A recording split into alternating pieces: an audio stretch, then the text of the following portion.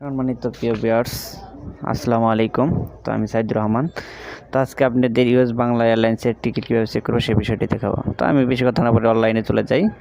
তো US Bangla airlines এটাতে click করুন। ক্লিক দেওয়ার পর দেখেন ইউএস বাংলা এয়ারলাইন্স আসছে এখানে। তো আমি প্রথম এটাই ক্লিক দেব। ক্লিক দেওয়ার পরে এখানে নিচে চলে আসেন, দেখেন যে আপনার ফ্লাইট বুকিং আছে, ম্যানেজ বুকিং উপরেও দেখেন ম্যানেজ আছে, কিন্তু ওখান থেকে যায় এই সাইটে কর্নারে যদি ম্যানেজ বুকিং আসেন এখান থেকেও চেক করতে পারবেন। প্লাস আপনারা এখান থেকে ম্যানেজ বুকিং, চেকিং, এয়ারবেল্ট আছে। তো আমি ম্যানেজ বুকিংয়ে ক্লিক করে দিচ্ছি। তো আমি এখানে রিজার্ভেশন নম্বরটা আমি দিয়ে দেবো। রিজার্ভেশন নম্বরটা দেওয়ার পরে আমি রিজার্ভেশন নম্বরটা দিচ্ছি 06BMF। আচ্ছা, রিজার্ভেশন যে এখানে আপনি দেখেন লাস্ট নেম কিন্তু দিতে হবে এখানে, ঠিক আছে? তো এই যে এখানে দেখেন লাস্ট নেম, তো আমি লাস্ট নেমটা দিয়ে দেব। যে আপনার টিকিটে যে লাস্ট নেমটা আছে সেই টিকিট অনুপাতে আমি দিয়ে দিলাম। তো আমি দিয়ে দেওয়ার পরে এখানে সার্চ অপশন আসছে, আমি সার্চ ক্লিক করব। ক্লিক দেওয়ার পরে আপনি দেখেন এখানে সবগুলো ডিটেলস পুরোপুরি চলে আসছে।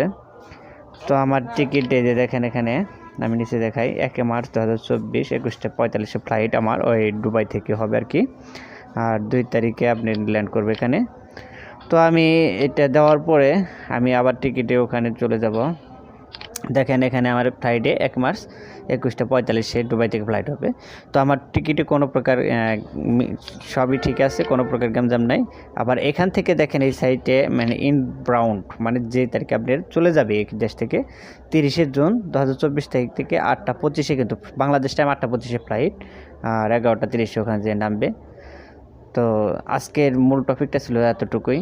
তো আপনারা এইটা ভালোভাবে চেক করে নেবেন, দেখবেন আপনারাও পারবেন, সমস্যা নাই। এটা অনেক কিছু না। তো ভালো থাকবেন, সুস্থ থাকবেন, এই প্রত্যাশা নিয়ে ভিডিওটি আমি এখানে শেষ করতে যাচ্ছি। আসসালামু আলাইকুম। আর চ্যানেলটি অবশ্যই সবাই সাবস্ক্রাইব করবেন। So thank you.